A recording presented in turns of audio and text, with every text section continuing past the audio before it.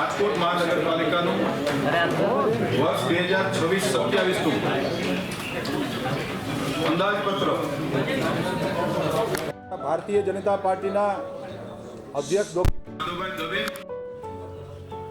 રાજકોટના લોકપ્રિય મેયર બેન શ્રી નયનાબેન પેઢડિયા, રાજકોટના માનનીય ડેપ્યુટી મેયર નરેન્દ્રસિંહ જાડેજા, માનનીય નેતા શ્રી લીલુબેન જાદવ, માનનીય દંડક શ્રી મનીષભાઈ રાડિયા અને સ્ટેન્ડિંગ કમિટીના સૌ સભ્યો દ્વારા માનનીય મ્યુનિસિપલ કમિશનર શ્રી તુષાર સુમેરાજીએ જે બજેટ અમને સોંપ્યું હતું, આ બજેટ ઉપર સ્ટેન્ડિંગ કમિટીના સૌ સભ્યો દ્વારા બજેટની ચર્ચાના અંતે જે માનનીય કમિશનરશ્રીએ જે 95 કરોડના જે કરબોજ મૂક્યો હતો, આ કરબોજને ભારતીય જનતા પાર્ટીના સૌ શાસકોએ આજે નામંજૂર કર્યો છે. અને આજના દિવસે હું દેશના વડાપ્રધાન માનનીય નરેન્દ્રભાઈ મોદી સાહેબ, ભારત દેશના ગૃહ અને સહકારિતા મંત્રી માનનીય અમિતભાઈ શાહ સાહેબ, અમારા રાષ્ટ્રીય ભારતીય જનતા પાર્ટીના અધ્યક્ષ માનનીય શ્રી નીતિન નવીનજી, ગુજરાત રાજ્યના માનનીય મુખ્યમંત્રી શ્રી ભૂપેન્દ્રભાઈ પટેલ સાહેબ, અમારા ભારતીય જનતા પાર્ટીના ગુજરાત એકમના અધ્યક્ષ માનનીય શ્રી જગદીશભાઈ વિશ્વકર્મા સાહેબ, ગુજરાત રાજ્યના માનનીય ડેપ્યુટી મુખ્યમંત્રી માનનીય શ્રી હર્ષભાઈ સંઘવી સાહેબ અને ખાસ કરીને જેણે રાજકોટને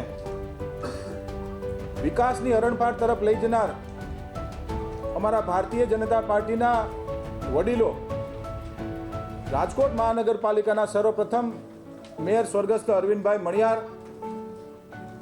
રાજ્યના પૂર્વ મુખ્યમંત્રી શ્રી અને રાજકોટ મહાનગરપાલિકાના માન્ય મેયર શ્રી, માન્ય સ્ટેન્ડિંગ કમિટીના ચેરમેન શ્રી એવા સ્વર્ગસ્થ શ્રી વિજયભાઈ રૂપાણી સાહેબ, જેણે ભારતીય જનતા પાર્ટીના સમગ્ર ગુજરાતને સંગઠનમાં જેનો સિંહ ફાળો રહ્યો છે, કે જેણે અમારા જેવા લાખો કાર્યકર્તાઓના નિર્માણ માટે જેનો શ્રેય છે, એવા સ્વર્ગસ્થ અમારા સૌના આદર્શ માનનીય શ્રી ચિમનભાઈ શુક્લ, માનનીય શ્રી ગુજરાત રાજ્યના પૂર્વ મુખ્યમંત્રી શ્રી સ્વર્ગસ્થ કેશુભાઈ પટેલ, રાજકોટ 69 વિધાનસભાના માનનીય ધારાસભ્ય શ્રી અને જેણે 18 વર્ષ સુધી ગુજરાત સરકારમાં જેણે અંદાજપત્ર રજૂ કર્યું છે, અને કર્ણાટકના પૂર્વ રાજ્યપાલ માનનીય શ્રી વજુભાઈ વાળા, રાજકોટ મહાનગરપાલિકામાં 1973 થી સ્થાપના થઈ આજ દિવસ સુધીના તમામ માનનીય મેયરશ્રીઓ અને વર્તમાન મેયર બેન શ્રી નયનાબેન પેઢડિયા સહિત પૂર્વ નગરસેવકો, વર્તમાન નગરસેવકોનો અમે ખૂબ ખૂબ આભાર માનીએ છીએ.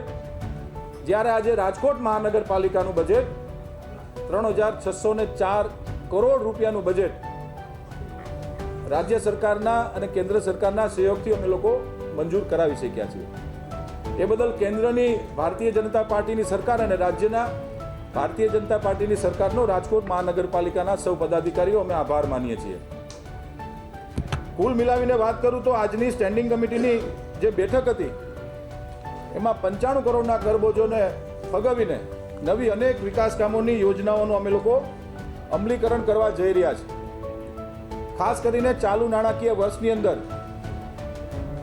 વ્યાજ માફીની યોજનાનો પણ આજે અમે જાહેરાત કરી છે, જેનું અનુકરણ આવતીકાલથી થવાનું છે. વ્યાજ માફીમાં જો આપને વિસ્તૃત માહિતી આપું તો કોઈ વ્યક્તિનો 50,000 રૂપિયા વેરો બાકી છે, કે જેમાં એનું વ્યાજ પણ ઇન્ક્લુડ છે, તો હાઉસ ટેક્સની અંદર 5,000 રૂપિયા અને નળ કનેક્શનની અંદર 5,000 રૂપિયા, એટલે કે 10,000 રૂપિયા સ્ટ્રેટ 10,000 રૂપિયાની આજે અમે માફીની જાહેરાત કરીએ છીએ, જેનું અનુકરણ આવતીકાલ સવારથી થવાનું છે. કોઈને 5 લાખ રૂપિયા બાકી છે, કોઈને 30,000 રૂપિયા બાકી છે, કે કોઈને 1 લાખ રૂપિયા બાકી છે. સીધું 10,000 રૂપિયા રાજકોટ મહાનગરપાલિકાના ભારતીય જનતા પાર્ટીના શાસકો દ્વારા આજથી 10,000 રૂપિયાની માફીની જાહેરાત કરીએ છીએ. આપણે સૌએ જોયું કે રાજ્ય સરકાર દ્વારા જે કમ્પ્લીશન સર્ટિફિકેટ જે ફ્લાવર બેડનો જે ઇસ્યુ હતો એમાં માન્ય મુખ્યમંત્રી શ્રીની ભારતીય જનતા પાર્ટીની ભૂપેન્દ્રભાઈ પટેલની સરકાર દ્વારા ખાસ કિસ્સામાં જે રાજકોટ મહાનગરના જે બિલ્ડરોને કમ્પ્લીશન સર્ટિફિકેટ આપવાની જે યોજના હતી, આ યોજનાની અંદર જે દરો નક્કી કર્યા હતા, બિલ્ડરો એસોસિએશનની ક્રેડાઈની પણ રજૂઆત હતી કે આ દર અમારે એક સાથે જે ભરવા પડે છે એ અમારાથી ભરાતા નથી. એટલે સ્ટેન્ડિંગ કમિટીના સભ્યો, માન્ય મેયરશ્રી, માન્ય અમારા ભાજપના અધ્યક્ષશ્રી, આ નિર્ણય આજે લઈએ છીએ કે નવા નાણાકીય વર્ષથી કોઈ પણ બિલ્ડરને જે કોઈ પણ એમનો ભરવાપાત્ર રાજકોટ મહાનગરપાલિકામાં જે ભરવાપાત્ર રકમ છે, આ રકમમાં 50 લાખ રૂપિયા સુધીની રકમ હશે તો એને ચેકથી આપવાના રહેશે.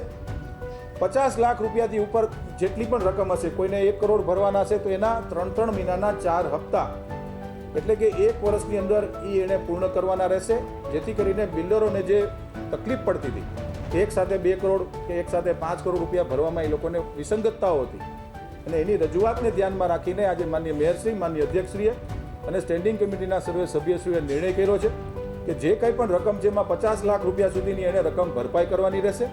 50 લાખ રૂપિયાથી ઉપરની જે કંઈ પણ રકમ હશે એના 4 હપ્તા પૂર્ણ થઈ ગયા બાદ એને કમ્પ્લીશન સર્ટિફિકેટ નવા નાણાકીય વર્ષના આપવાના રહેશે. યોજના નંબર 3, રેસકોર્સ સંકુલનું બ્યુટિફિકેશન સાથે નવીનીકરણ. રાજકોટ શહેરનું આપણું હૃદય સમૂહ રેસકોર્સ છે. લાસ્ટ યરમાં પણ આપણે યોજનાઓ લઈ આવ્યા હતા. રેસકોર્સની અંદર બ્યુટિફિકેશનની સાથે સાથીઓ, ગુજરાતનો સૌપ્રથમ આપણે દિવ્યાંગ પાર્ક બનાવવા જઈ રહ્યા છીએ.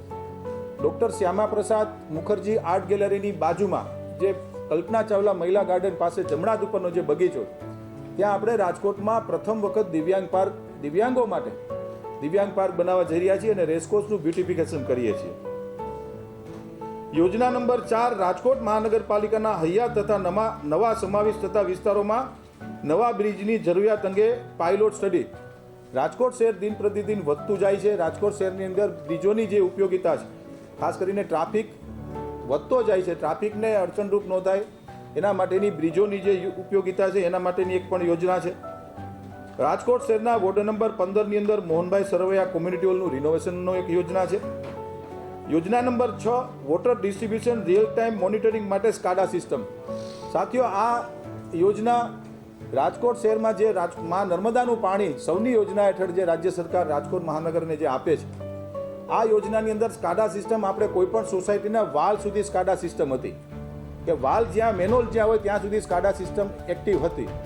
પરંતુ નવા નાણાકીય વર્ષની અંદર કોઈ વ્યક્તિ, દાખલા તરીકે મારા ઘરેથી હું કમ્પ્લેન કરું છું કોર્પોરેશનમાં કે આજે મને પાણી ઓછું આવ્યું છે, તો એની કમ્પ્લેનનું પ્રોપર મોનિટરિંગ થાય કે ભાઈ ઓછું આવ્યું તો 100 લીટર ઓછું છે, 200 લીટર ઓછું છે કે સાવ બ્રેકઅપ પડ્યું છે, તો ઘર સુધી સ્કાડા સિસ્ટમ, મશીન નથી મૂકવાના, પરંતુ સંપૂર્ણપણે ઓટોમાઇઝેશનથી કોઈ પણ વ્યક્તિના ઘરે પાણી ઓછું આવ્યું છે, સાવ નથી આવ્યું કે પૂરતા પ્રમાણમાં પાણી આવ્યું છે, જેનું આધુનિકરણ તરફ વોટર વર્ક્સ ડિપાર્ટમેન્ટ રાજકોટ મહાનગરપાલિકા આગળ વધી રહ્યું છે.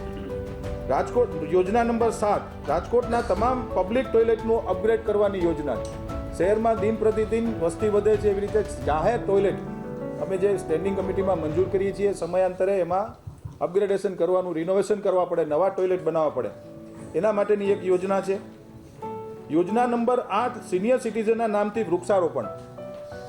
ચાલુ નાણાકીય વર્ષની અંદર આ વર્ષના બજેટમાં એક ખૂબ સારી યોજના લઈ આવ્યા હતા કે કોઈ પણ પરિવારમાં દીકરો કે દીકરીનો જન્મ થાય તો એમના નામનું રાજકોટ મ્યુનિસિપલ કોર્પોરેશન દ્વારા એક વૃક્ષ વાવવામાં આવશે.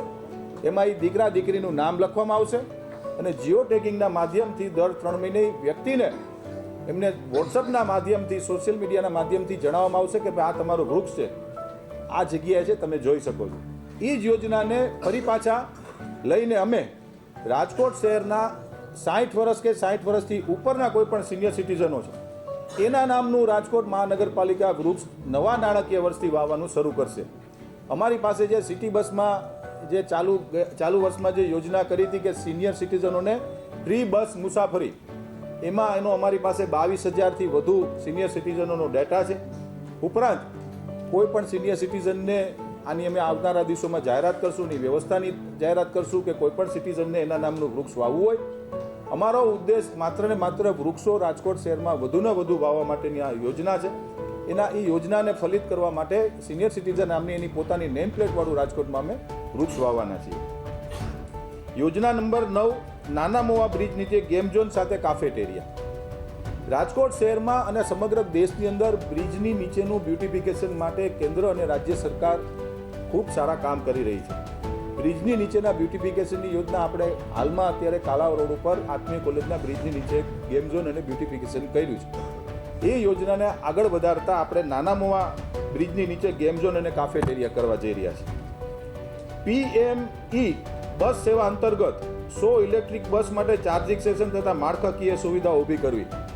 આ યોજનામાં કેન્દ્ર સરકાર દ્વારા પ્રધાનમંત્રી શ્રી ઈ બસ યોજના અંતર્ગત યોજના નીચે આવે છે, પરંતુ રાજકોટ શહેરને વધુ 100 સિટી બસ ઇલેક્ટ્રિક બસ આપણને મળી રહી છે, જેનું ચાર્જિંગ સ્ટેશન બનાવવાની પણ યોજના છે.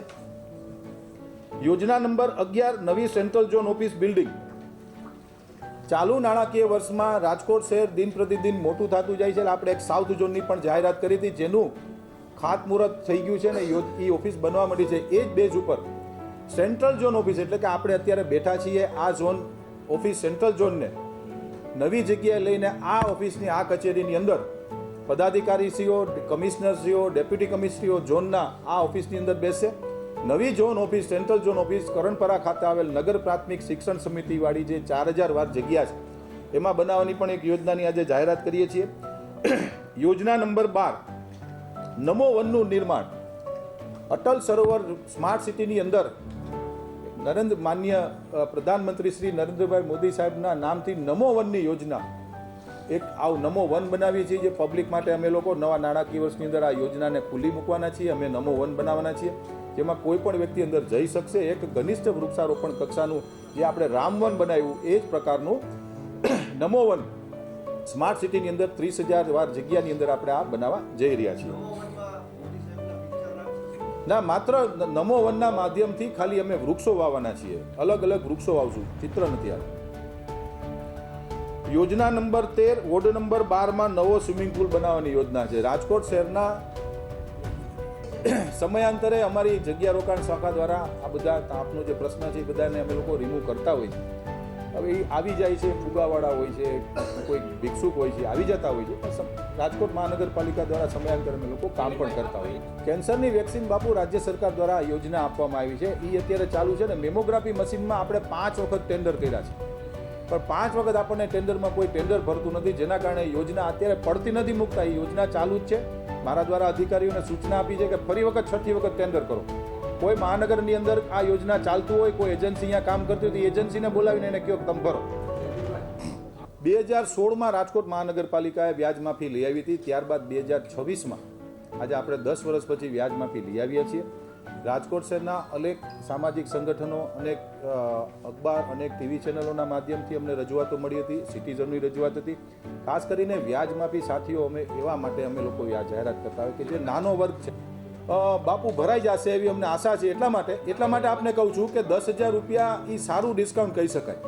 એના માટેની મહાનગરપાલિકાના રૂલ્સ એન્ડ રેગ્યુલેશન મુજબ એની ઉપર કાર્યવાહી પણ કરવામાં આવશે, જે અમે સીલ મારીએ છીએ. ટીપીની અંદર ખાસ કરીને FSIની મહાનગરપાલિકાને આવક હોય છે, પ્લાન ઇન્વર્ટ કરવાની આવક હોય છે. ક્યારેક એવું બનતું હોય છે કે હવે ઓનલાઈન પ્લાન થઈ ગયા છે, ક્યારેક ઓફલાઈન પ્લાન હોય, ઓનલાઈન પ્લાનના અનેક વિસંગતતાઓ હતી. તો એ નાગરિકોની વિસંગતતાઓને દૂર કરવા માટેની માનનીય ધારાસભ્યશ્રીઓ, માનનીય સાંસદ સભ્યશ્રીઓએ જે પોતાના સૂચનો કર્યા હતા એ માનનીય મ્યુનિસિપલ કમિશનરશ્રીએ એના પોતાના બજેટમાં લઈ લીધા છે.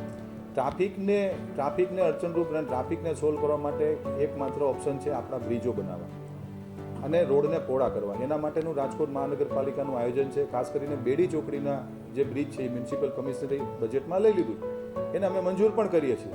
નવા નાણાકીય વર્ષની અંદર જે મેં આપણે ટ્રાફિકને જે સંદર્ભમાં જે યોજના છે એમાં બ્રિજ પણ આવરી લેવામાં આવશે કે જ્યાં જરૂર પડશે ત્યાં અમે ટ્રાફિકને સોલ્વ કરવા માટેના બ્રિજો બનાવશું. 150 ફૂટ રિંગ રોડમાં જે એન્ક્રોચમેન્ટ છે એની ટૂંક સમયમાં સ્ટેન્ડિંગ કમિટીમાં દરખાસ્ત આવે છે, આ વખતે જ આવે છે, એનું ડિમોલેશન થશે. ત્રિકોણબાગ પાસે આપણે એટલા માટે નથી બનાવતા સાથીઓ કે રાજ્ય સરકારમાંથી એક સર્વે થયો છે કે રાજકોટ શહેરમાં આવનારા 3 કે 4 વર્ષની અંદર મેટ્રોનું આયોજન છે સાથીઓ. એનો સર્વે પણ કરવામાં આવ્યો છે. તો એમાં ત્રિકોણબાગ છે એ મેટ્રોમાં લેવામાં આવી છે, જેથી કરીને જ્યાં મેટ્રો આવતી હતી ત્યાં અમે લોકોએ ફૂટ ઓવરબ્રિજ જે ચાલુ નાણાકીય વર્ષમાં જે લીધું હતું એના અમે લોકોએ સ્થળ ફેરવા છે. ત્રિકોણ બાગે જે અમે લોકોએ જે સ્કાય વોક મૂક્યો હતો એ સ્વાભાવિક છે કે જો ચાલુ નાણાકીય વર્ષની અંદર 3-4 વર્ષની યોજના સરકાર ચાલુ નવા નાણાકીય વર્ષની અંદર એ યોજનાનું અમલીકરણ કરે અથવા 2 વર્ષ પછી કરે તો ફૂટઓવરબ્રિજ બનાવ્યા પછી એને રિમૂવ ન કરવો પડે. એવી જ રીતે આત્મીય કોલેજ પાસે પણ મેટ્રોનું આયોજન છે. સરકાર દ્વારા રાજકોટ શહેરમાં સર્વે કરવામાં આવ્યો હતો માટે એ રિમૂવ કરી છે અને આત્મીયવાળો જે ફૂટઓવરબ્રિજ છે એ આપણે બિગ બજાર પાસે લઈ જઈએ છીએ. એનું આ જ વર્ષની અંદર સ્ટેન્ડિંગમાં દરખાસ્ત આવી જશે.